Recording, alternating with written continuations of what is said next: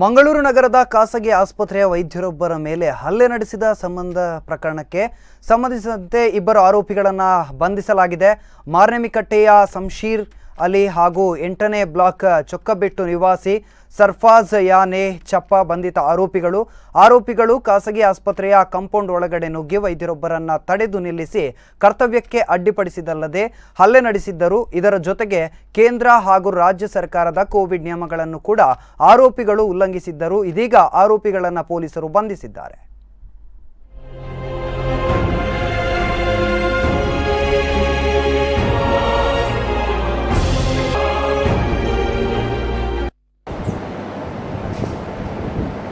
ಅದೇ ರೀತಿ ಕಳೆದ ತಿಂಗಳು ಅಂದರೆ ಮೇ 21ನೇ ತಾರೀಕು ಮಂಗಳೂರು ನಗರದಲ್ಲಿರೋ ಈಸ್ಟ್ ಪೊಲೀಸ್ ಠಾಣಾ ವ್ಯಾಪ್ತಿಯಲ್ಲಿ ಅಥೆನಾ ಹಾಸ್ಪಿಟಲ್ ಅಂತ ಬರುತ್ತೆ. ಈ ಅಥೆನಾ ಹಾಸ್ಪಿಟಲಲ್ಲಿ ಪ್ರಾಕ್ಟೀಸಿಂಗ್ ಡಾಕ್ಟರ್ ಆಗಿದ್ದಾರೆ ಜಯಪ್ರಕಾಶ್ ಶೆಟ್ಟಿ ಅಂತ.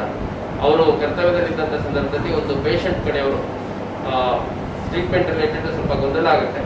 ಆ ಸಂದರ್ಭದಲ್ಲಿ ಕೆಲ ವ್ಯಕ್ತಿಗಳ ಒಂದು ಪರಿಸ್ಥಿತಿಯ ಲಾಭ ತಗೊಂಡು ನ್ಯಾಯ ಒದಗಿಸ್ತೀವಿ ಅಂತಂದು ಬಂದು ಅಲ್ಲಿ ಡಾಕ್ಟರ್ ಜೊತೆ ಮತ್ತು ಅಲ್ಲಿದ್ದಂಥ ಸಿಬ್ಬಂದಿಗಳ ಜೊತೆ ಮಿಸ್ಬಿಹೇವ್ ಮಾಡುವಂಥದ್ದು ಮತ್ತು ಡಾಕ್ಟರ್ ಮೇಲೆ ಹಲ್ಲೆ ಮಾಡುವಂಥ ಒಂದು ಪ್ರಕರಣ ನಡೆದಿತ್ತು. ಇದರಲ್ಲಿ ನಾವು ರೈಟಿಂಗ್ ಸೆಕ್ಷನ್ಸಲ್ಲಿ ಮತ್ತು ಕರ್ನಾಟಕ ಎಪಿಡೆಮಿಕ್ ಆ್ಯಕ್ಟ್ ಸೇರಿದಂತೆ Karnataka prohibition of violence against medicare service personnel and damage to property in medicare service institutions